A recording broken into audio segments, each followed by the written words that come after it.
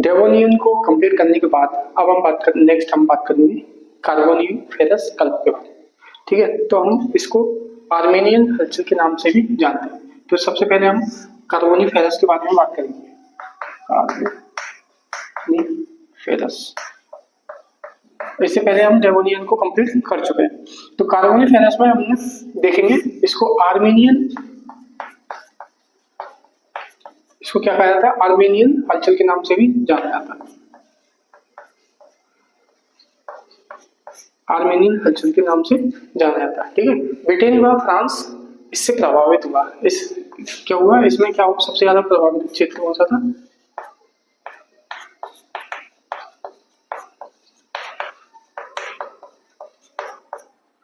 Britain व France प्रभावित हुआ। ठीक है, नेक्स्ट हम बात करते हैं कि इसमें रेंगने वाले जीवों की उत्पत्ति हुई।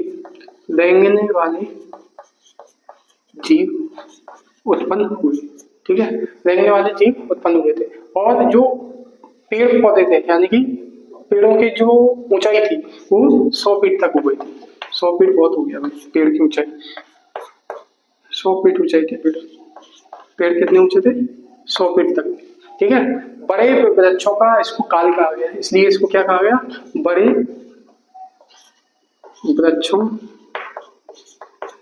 का काल कहा गया। ठीक है, और गोंडवाना क्रम की चट्टानें इसमें निर्मित हो रही थी। गोंडवाना क्रम की चट्टानों का निर्माण होता था। तो गोंडवाना क्या था भाई? गोंडवाना हम आगे पढ़ेंगे तो कैसे पृथ्वी पर इनका निर्माण हुआ। तो हमने पढ़ा था पेंथलासा, यानी कि हम आगे भी इसके बारे में पढ़ेंगे। पेंथलासा और पेंजिया, पेंथलासा व पेंजिया। तो पेंथलासा और पेंजिया दोनों के क्या है? अलग अलग अर्थ है। क्या है? अलग अलग अर्थ है। तो जो पेंथलासा है वो पार्ट कौन सा है? महासागर वाला है, महासागर। ठीक है, जो महासागर है उसको पेंथलासा कहा गया, और जो महाद्वीप है उसको क्या कहा गया? पेंजिया कहा गया। तो जो पेंजिया है वो दो पार्ट में डिवाइड हो गया। एक लारेशिया, इसके बारे में पूरा जानकारी मिलेगी आपको आने वाले लेक्चर में। लारेशिया और गोंडवाना, इस तरीके से पृथ्वी पर इनका विभाजन हो गया। तो जो गोंडवाना था, तो गोंडवाना में जो चट्टानें बन रही थी वो कौन सा क्रम था? कार्बोनिफेरस का क्रम था। ठीक है, अच्छा इसमें कोयले के क्या हुआ? निक्षेप मिलने लगे। कोयला के निक्षेप क्या मिले? कोयला के निक्षेप मिले। ठीक है, और कोयला युग भी इसको कहा गया,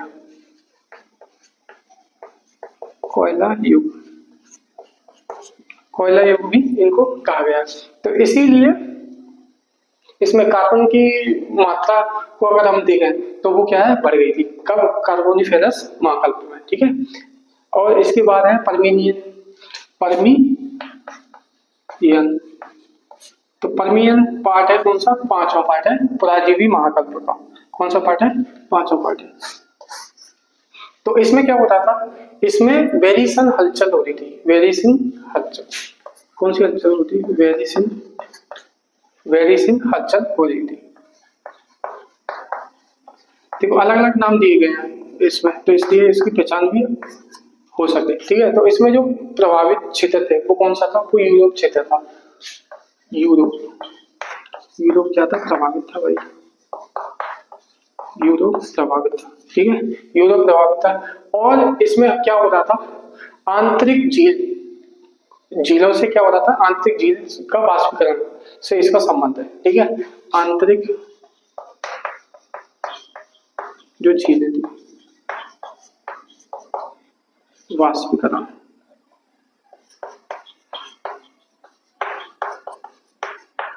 ठीक है, यूरोप प्रभावित हुआ कैसे? आंतरिक झीलों के वाष्पीकरण। पोटास भंडारों का निर्माण हुआ। पोटास भंडारों का निर्माण हुआ। पोटास भंडार कैसे होंगे? विस्फोटक पदार्थ है। ठीक है, भंडारों का निर्माण हो रहा था। ये किसमें बात चल रही है? पर्मियन में। किसमें? पर्मियन। ठीक है, भ्रंशोत्व पर्वत, जिसमें भ्रंश पड़ते हैं, पर्वतों में क्या होता है, भ्रंश पड़ते हैं, उनको भ्रंशोत्व पर्वत कहा जाता है, उनका निर्माण होता है। भ्रंशोत्व पर्वत का निर्माण, भ्रंशोत्व पर्वतों का क्या हो रहा था, निर्माण हो रहा था। ठीक है, तो ब्लैक फॉरेस्ट, वास्ट जेस, इन ये चीजों पे बन रहे थे। ब्लैक फॉरेस्ट,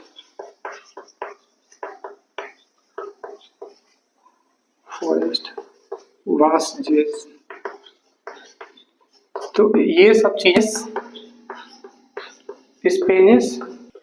स्पेनिश मेसेटा का निर्माण होता था, और अपलेशियन ये पर्वत बन रहे थे। और भी है इसमें एग्जांपल है बहुत सारे।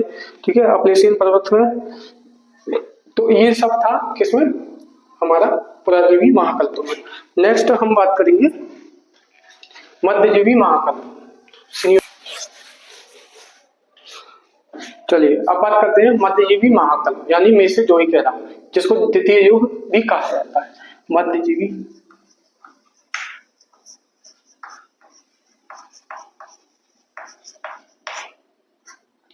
मध्यजीवी महाकल्प, इसको मेसोजोइक भी कहा जाता है, मेसोजोइक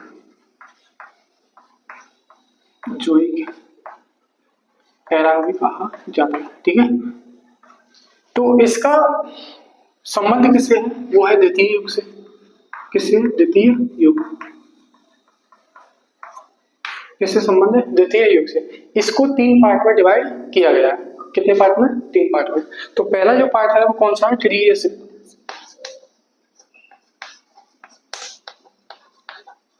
कौन सा पार्ट है वो, ट्रियसिक पार्ट है। ठीक है, ट्रियसिक।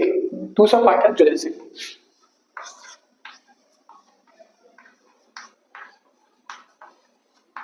कौन सा पार्ट है, जुरासिक।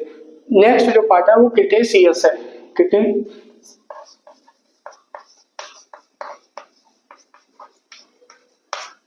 क्रिटेशियस कल्प है। ठीक है, तो किस तरीके से महाकल्प, फिर कल्प, फिर युग, ये क्या थे, युग थे, है ना। इस तरीके से ये डिवाइड कर दिए गए। तो इसमें हम पहले इस वाले पार्ट में नोट करेंगे हम इसमें क्या क्या हो रहा था। तो बड़े रहने वाले जीवों का काल है। ठीक है, कैसे जीव है इसमें, बड़े रहने वाले जीव उत्पन्न, बड़े रहने वाले जीवों का काल, इसको कहा गया है। ठीक है, और नेक्स्ट इसमें क्या है, आर्क्योप्टेरस की उत्पत्ति हुई। आर्क्योप्टेरस की उत्पत्ति,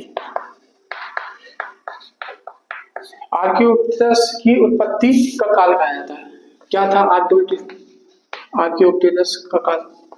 आर्क्योप्टेरस एक ऐसा पक्षी था जिसको सरीसृप और उड़ने वाले पक्षियों के बीच का क्या कहा जाता है, एक जीव कहा जाता है। यानी कि वह पहला ऐसा पक्षी था जो उस काल को डिवाइड करता है कि जब पक्षियों की उत्पत्ति हुई, यानी कि वो रेंगने वाले भी थे और पक्षियों का रूप भी उसमें था। तो इसको पहला पक्षी के रूप में भी जाना जाता है। तीव्र गति से तैरने वाले लोबस्टर की उत्पत्ति हुई। इसमें क्या बोला है, तीव्र गति से तैरने वाले लोबस्टर बोले तो केकड़े टाइप, लोबस्टर यानी केकड़ा। लोबस्टर समूह का प्राणी में उत्पन्न हुआ, समूह का प्राणी उत्पन्न हुआ या उद्भव। ठीक है, इस तरीके से इसमें काल में तरह तरह के जीव उत्पन्न हो रहे थे। स्तनधारी भी इसी में उत्पन्न हुए थे। स्तनधारी भी उत्पन्न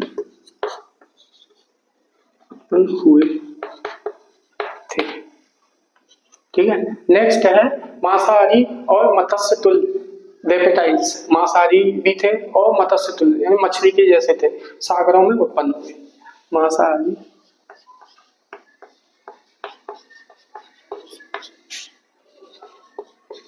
और मत्स्य तुल्य सागरों में उत्पन्न हुई। कहाँ पर उत्पन्न हुई? सागरों।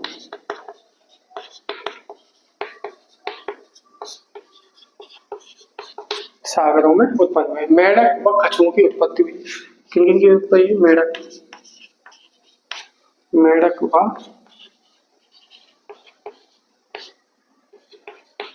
कछुओं की उत्पत्ति हुई। ठीक है, इस तरीके के जानवर त्रियसिक कल्प में उत्पन्न हो रहे थे। अब नेक्स्ट हम बात करेंगे मध्यजीवी महाकल्प के एक और काल है जिसका नाम है जुरैसिक काल। कौन सा है? जुरैसिक काल। ठीक है, इसमें मगरमच्छ की उत्पत्ति हो चुकी थी। ठीक है, डायनासोर रेप्टाइल्स का विस्तार हो चुका था। क्या लिखेंगे? मगरमच्छ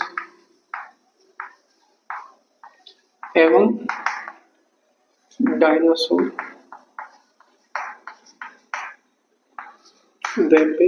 रेप्टाइल्स का विस्तार हो चुका था। यानी डायनासोर क्या थे? बढ़ गए थे, बड़े हो रहे थे और उनमें क्या है? आनुवंशिक परिवर्तन भी आ रहे थे। लोबस्टर क्या थे? बढ़ते गए। लोबस्टर हमने बताया कैंकर टाइप के थे। लोबस्टर क्या थे? मतलब वो जमीन पे रहने वाले भी थे और उनका जो आकार था वो क्या है? बढ़ता चला गया। लोबस्टर बढ़ते चले गए। क्या हो रहा है? लोबस्टर की क्या होगी? बढ़ने की प्रक्रिया आगे बढ़ी। जलचर, स्थलचर, नभचर तीनों का आविर्भाव हुआ। जलचर यानी जल में भी, जलचर, स्थलचर और नभचर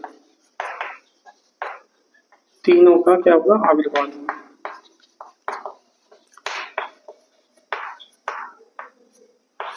आप इसके नोट्स बनाते चलिए क्योंकि डायनासोर एक बार चले जाते हैं वापस नहीं आते। ठीक है, ऐसा ही इसी में है। जूरा पर्वत, क्योंकि एक बार टाइम गया तो वापस नहीं हुआ। जूरा पर्वत का इसमें क्या हुआ? निर्माण हुआ। पुष्पयुक्त वनस्पतियां उत्पन्न हो रही थी।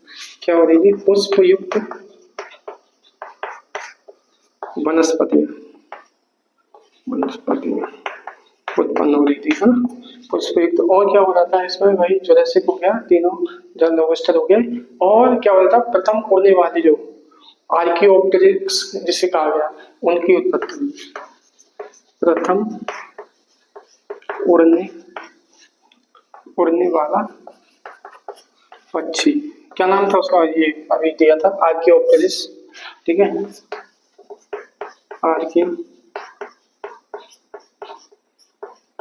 आर्कियोप्टेरिक्स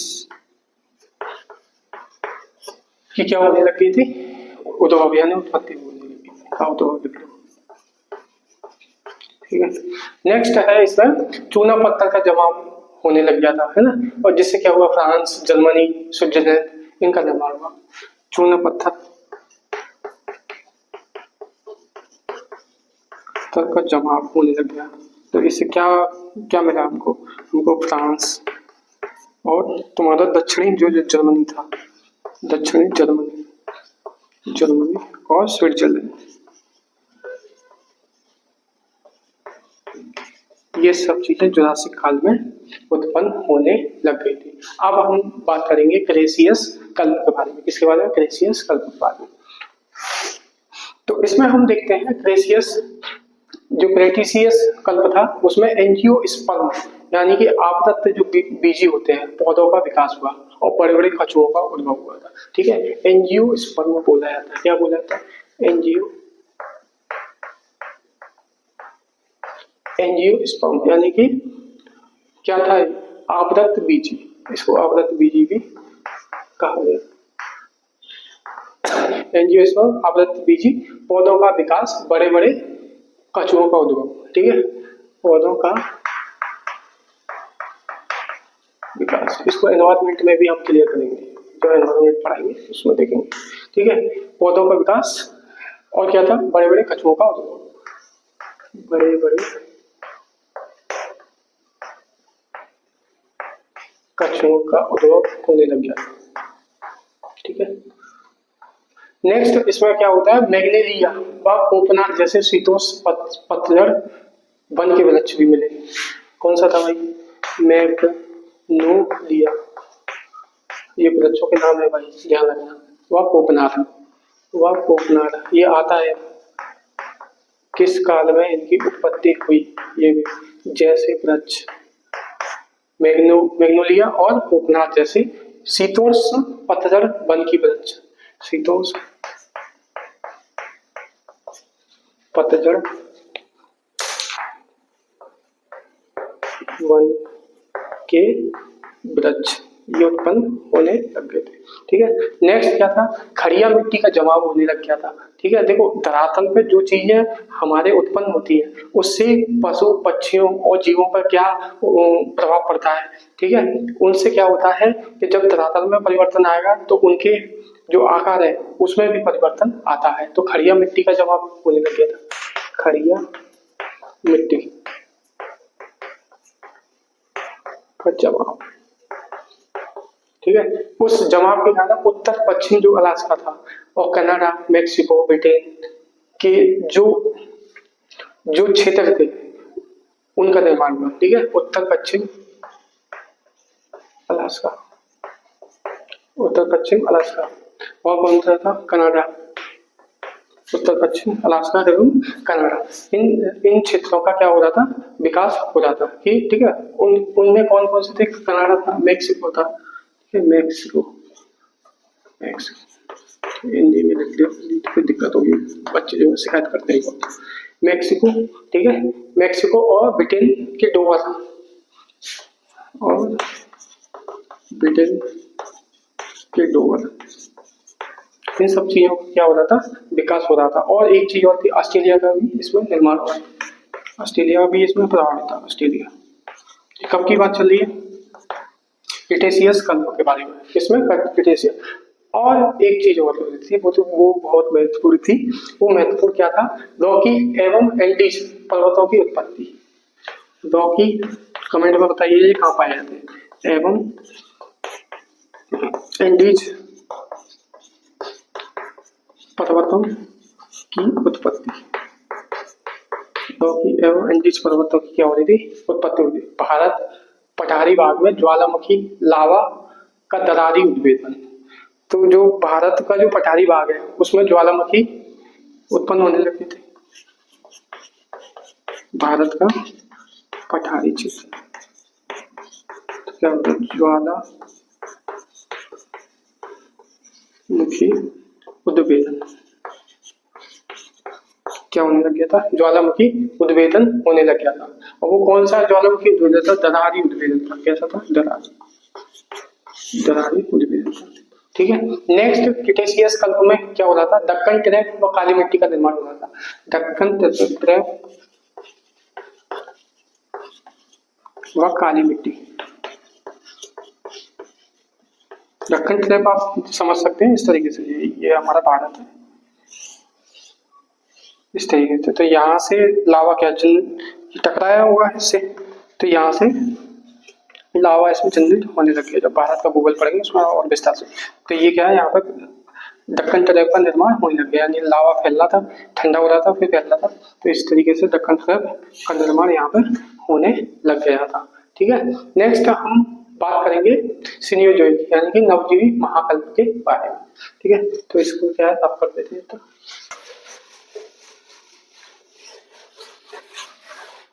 अब हम बात करेंगे नवजीवी महाकल्प के बारे में।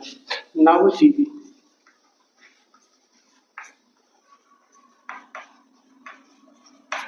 कौन सा है महाकल्प है, नवजीवी, इसको बोलेंगे सिनियो, क्या बोलते हैं, सिनियोजोइक।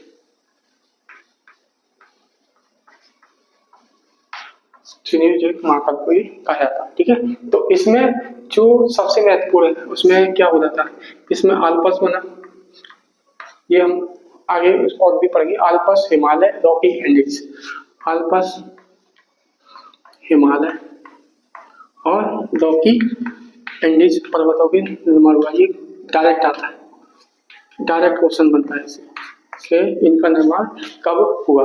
ठीक है, तो इसका जो पहला जो पार्ट है वो है प्लेयोसिन। कौन सा है, कौन सा पार्ट है इसका? प्लेयोसीन, प्लेयोसीन काल।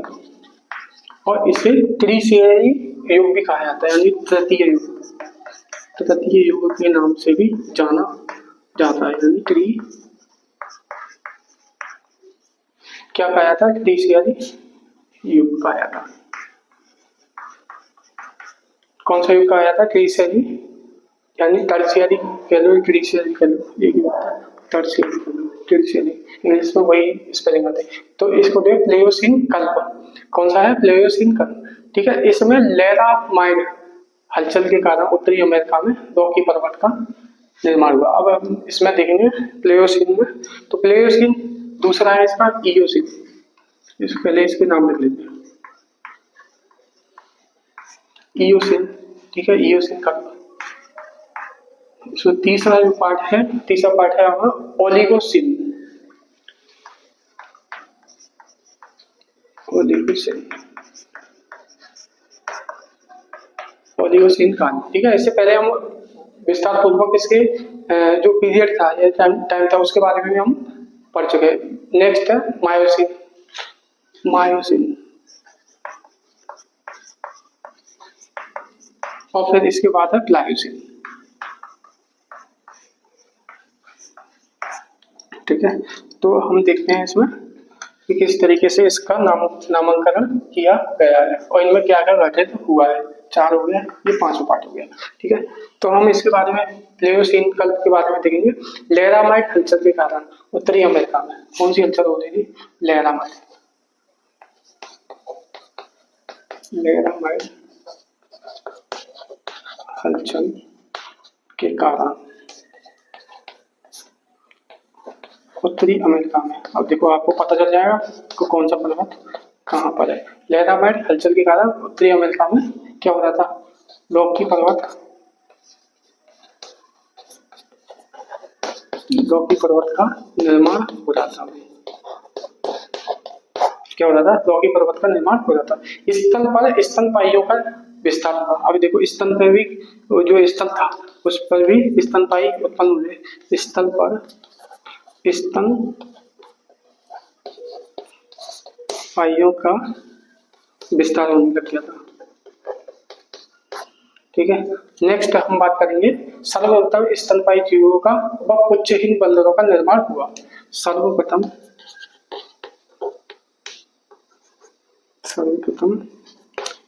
स्तनपाई जीव। अब आपसे पूछा जाए कि स्तनपाई जीवों का निर्माण कब हुआ, तो आप आसानी से बता सकते हैं। सर्वप्रथम स्तनपाई जीवों का विकास क्या हो रहा था? विकास होता था, और इस विकास में क्या हो रहा था? पुच्छहीन बंदरों का आविर्भाव, पुच्छहीन बंदरों का आविर्भाव होने लग जाता, ठीक है। नेक्स्ट हम बात करेंगे इयोसीन में। तो इयोसीन में क्या हो रहा था भाई? भूतल पर, इसको भूतल पर क्या हो रहा था? भूतल पर ज्वालामुखी के उद्गार होने लग गए थे। भूतल पर ज्वालामुखी उद्गार स्टार्ट हो गए थे, ठीक है। नेक्स्ट इसमें है स्थल पर रेंगने वाले जीव कब प्राय स्थल पर रेंगने वाले जीवों का क्या है? विलुप्त हो चुके थे।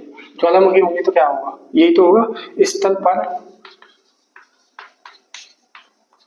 रेंगने वाले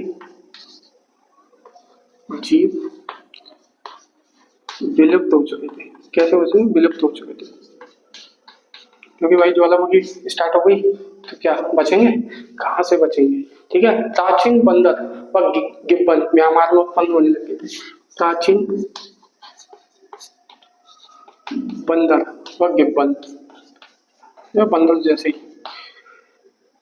म्यांमार में कहाँ उत्पन्न हुए? म्यांमार में उत्पन्न हो रहे थे, ठीक है।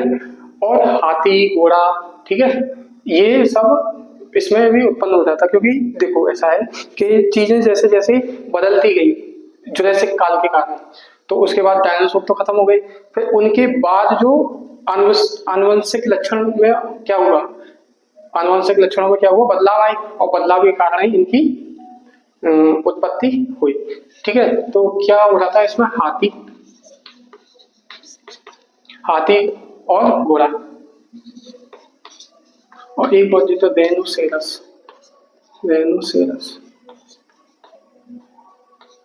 रेनोसेरस, ठीक है, यानी कि बोले तो इसको गेंडा भी कहा जाता है, रेनोसेरस। इस टाइप के जीव उत्पन्न होने लगे, मगर है ये उनके वंशज, सुअर आदि, सुअरों की भी उत्पत्ति होने लगी। ठीक है, सुअर भी उत्पन्न हुए, पूर्वजों का आविर्भाव हुआ। ठीक है, आदि पूर्वजों का, यानी कि इनके जो पूर्वज थे, पूर्वजों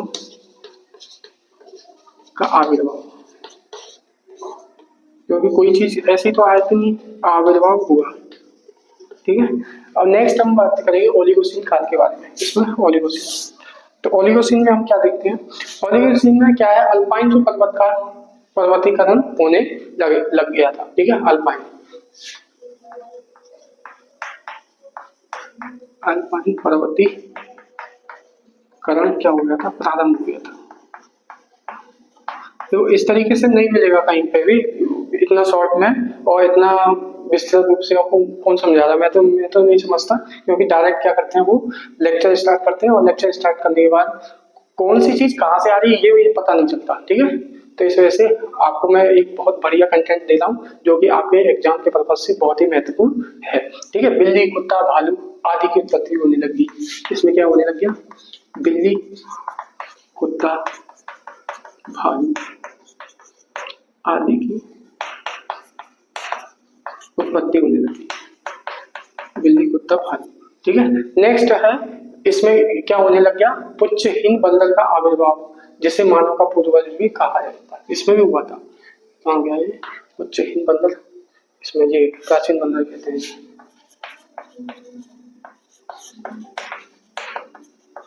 बंदर का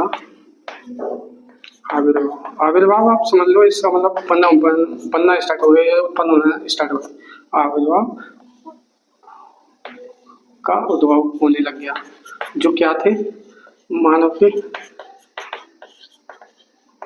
पूर्वज कहलाए। तो मानव के क्या कहलाए, मानव के पूर्वज कहलाए। ठीक है, मानव के पूर्वज कहलाए। ठीक है, बृहत हिमालय की उत्पत्ति होने लगी, किसकी, बृहत हिमालय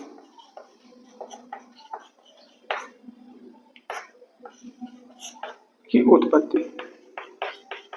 ठीक है, बृहत हिमालय की क्या होने लगी, उत्पत्ति होने लगी। नेक्स्ट हम बात करेंगे मायोसीन के बारे में। तो मायोसीन में क्या हो रहा था, ये देखिए, मायोसीन में हम देखते हैं अल्पाइन के निर्माण के कारण। भाई अल्पाइन में क्या हो रहा था, यहाँ पे क्या हो रहा था, अल्पाइन पर्वत, मैंने क्या कही, हर एक टॉपिक दूसरे से लिंक है, इसको आप पैरेलली रूप में पढ़ोगे तभी ये समझ में आएगा। तो जो अल्पाइन पर्वतीकरण का प्रारंभ हो गया था, उसके कारण भी तो प्रभाव हुआ, उसका रिजल्ट आया कहाँ पे, मायोसीन काल में। तो अल्पाइन यानी अल्पाइन के निर्माण के कारण यूरोप एशिया में वलनों का विकास होने लग गया। देखो अल्पाइन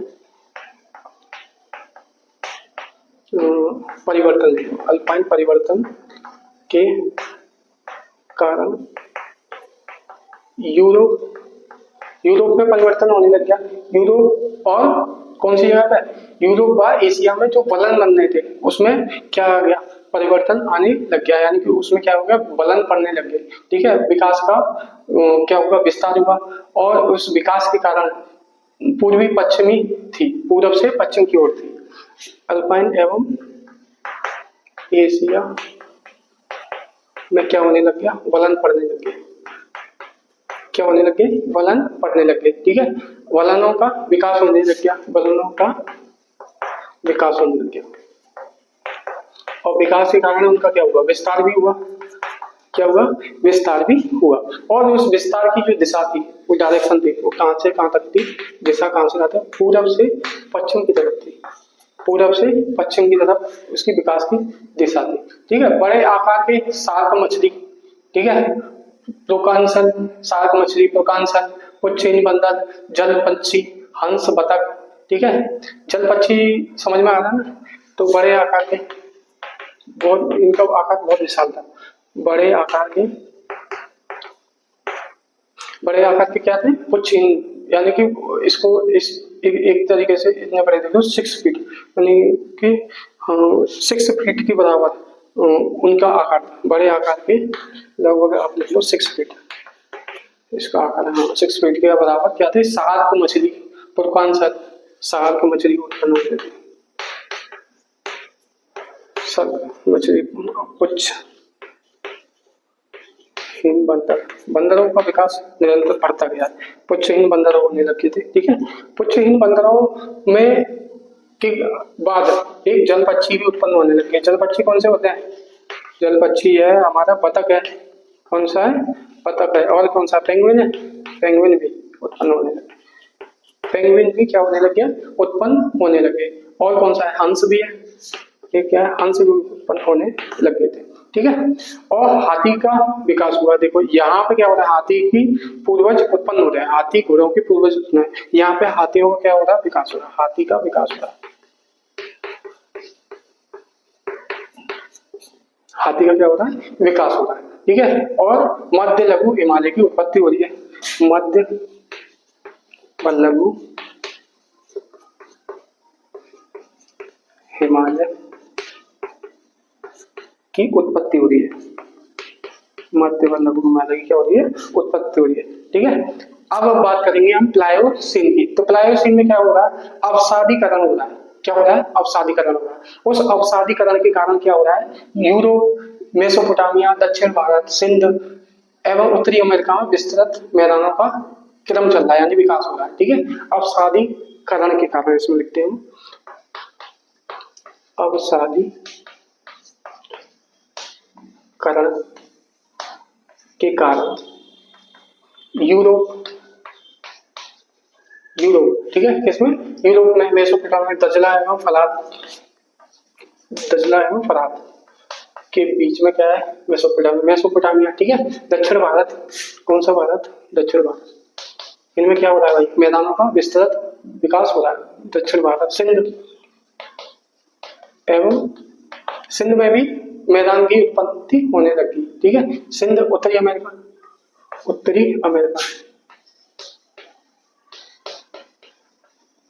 विस्तृत मैदानों का विकास, विस्तृत मैदानों का विकास होने लग गया। ठीक है, विस्तृत मैदानों का विकास होने लगा। सार्क का विनाश हो गया था इस टाइम पे, है ना, सार्क का क्या हो गया था, नहीं कोई चीज उत्पन्न होगी तो किसी का क्या होगा, विनाश भी होगा। सार्क का विनाश हो गया था, किसे, प्लायोसीन, क्या हो गया था, सार्क का विनाश हो गया।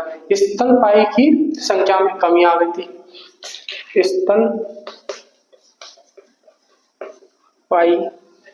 की संख्या में क्या होगी, कमी आ गई, संख्या में क्या होगी, कमी आने लग गई। ठीक है, तो हम देखते हैं कि मानव के पूर्वज जो उत्पन्न हुए थे वो प्लायोसीन काल में उत्पन्न हुए थे। मानव, देखो मानव की उत्पत्ति भी इसमें आ गई, मानव के पूर्वज की उत्पत्ति हुई, इसी में मानव के पूर्वज की उत्पत्ति सामने आती है। नेक्स्ट हम बात करेंगे शिवालिक की उत्पत्ति भी हो गई थी। यहाँ पे जो हिमालय है ना, उसका जो श्रेणी है, शिवालिक की उत्पत्ति।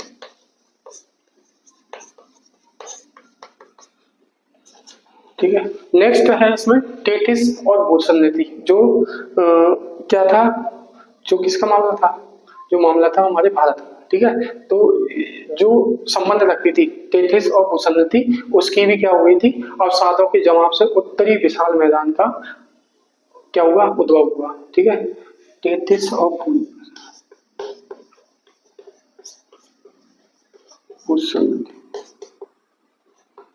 भूसंनति में क्या हुआ, जमाव हो गया, जमाव। ये किसका जमाव था, जो अवसाद थे, अवसाद क्या थे, वो क्या उसमें भरते चले गए टेथिस सागर में। ठीक है, तो उससे क्या हुआ, उत्तरी विशाल मैदान का उद्भव, जमाव के कारण क्या हुआ, उत्तरी विशाल मैदान का उद्भव। इस तरीके से इसमें ये पांचों कल्प पूरे होते हैं, किसमें, नवजीवी में। ठीक है,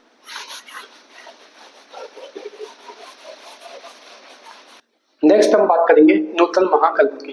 किसकी? नूतन महाकल्प। चलिए इसके बारे में जानते हैं। नूतन महाकल्प, ठीक है। इसको बोला जाता है नियोजोइक। क्या बोला जाता है? नियोजोइक। नियोजोइक एरा, ठीक है। इसको दो पार्ट में डिवाइड किया गया है। कितने पार्ट में डिवाइड किया गया? दो पार्ट में। ये लास्ट है, लास्ट बोले तो ये अभी जो इसमें दो पार्ट में जब डिवाइड करेंगे, जो अभी अब चल रहा है उसको कहा जाता है प्लीस्टोसिन और होलोसिन, ठीक है। पहला जो पार्ट है इसमें क्या है? प्लीस्टो। कौन सा पार्ट है? प्लीस्टोसिन। प्लीस्टोसिन का, ठीक है। और दूसरा क्या है इसका? होलोसिन। कौन सा है? होलोसिन।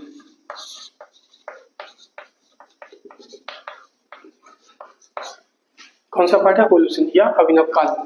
कौन सा काल कहते हैं? या अभिनव काल, नया काल,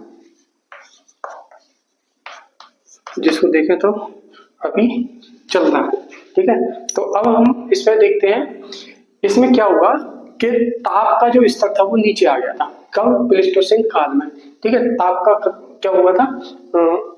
जो स्तर था यानी टेम्परेचर क्या था? नीचे आ गया। और टेम्परेचर नीचे आने के कारण क्या हुआ?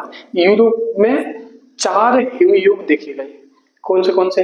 वो हिमयुग थे गुंज। पहला हिमयुग कौन सा था? गुंज, ठीक है। ये क्वेश्चन आने की संभावना है क्योंकि इनसे प्रश्न बनते हैं। तो गुंज, मिंडेल, रिस और वुर्म, ये 4 हिमयुग देखे गए। तो क्या हुआ था यहाँ पे? यहाँ तापमान का स्तर नीचे आ गया। तापमान का स्तर क्या हो गया? नीचे आ गया। अब नीचे आ गया, इसका कारण क्या बना भाई? यूरोप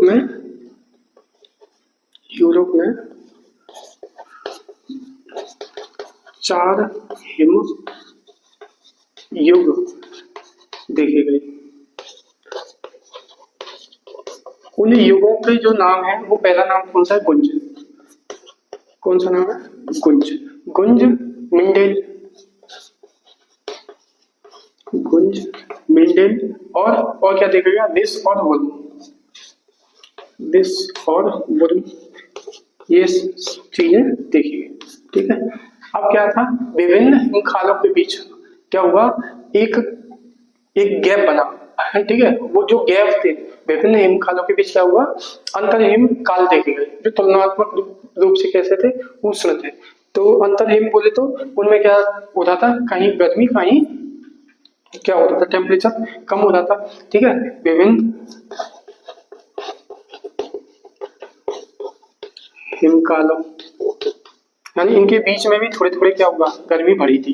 हिमकालों के बीच अंतर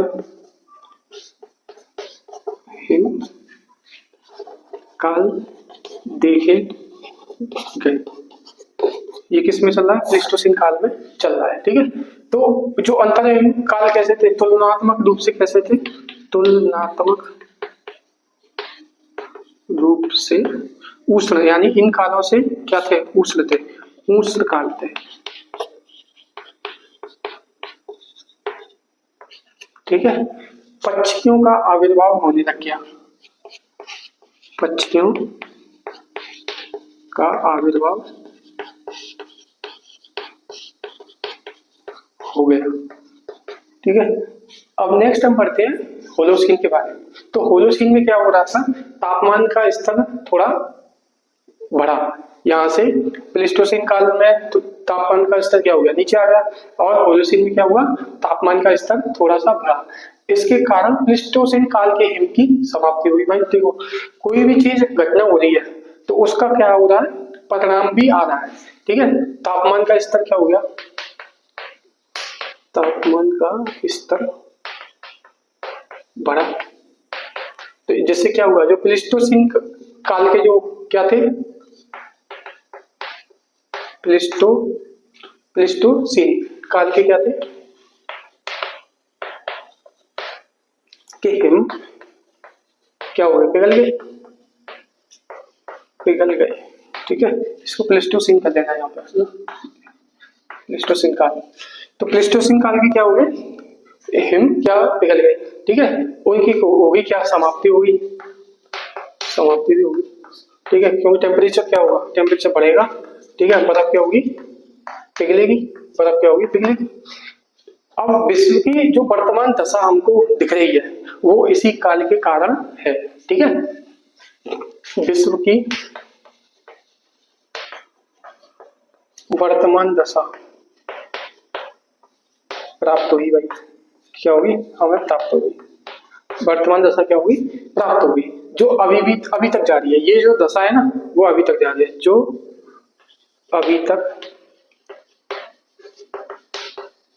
जारी है, ठीक है। स्थल पर मनुष्य ने कृषि कार्य तथा पशुपालन प्रारंभ कर दिया। देखो स्थल पर मनुष्य ने कृषि कार्य एवं पशुपालन प्रारंभ कर दिया, ठीक है। तो ये सब चीजें कहाँ पे हुई, होलोसीन में हुई, जो अभी तक वर्तमान रूप में जारी है। एक चीज के और बारे में पढ़ लेते हैं, हमने सारे महाकल्पों के बारे में पढ़ लिया। तो एक यूरेनियम डेटिंग है, इनके बारे में कैसे पता चलता है उसके बारे में भी देख लें कि किन कारणों से इसका पता चलता है। यूरेनियम डेटिंग विधि, यूरेनियम डेटिंग जो विधि है उस विधि से एक चीज पता चलती है, वो विधि क्या, पृथ्वी की आयु को निर्धारित करती है। क्या करती है, पृथ्वी की आयु निर्धारित करती है यूरेनियम विधि। और एक है कार्बन डेटिंग विधि, कौन सी है, कार्बन डेटिंग विधि, इसको यहाँ हाँ ये लिख लो, कार्बन डेटिंग विधि। इससे क्या पता पड़ता है, इससे भी क्वेश्चन आते हैं सीधे, इससे भी डायरेक्ट क्वेश्चन होते हैं।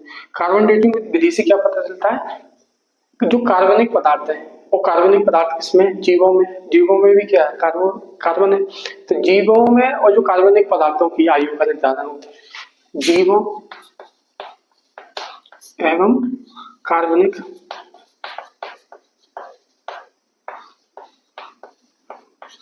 पदार्थों की आयु का निर्धारण,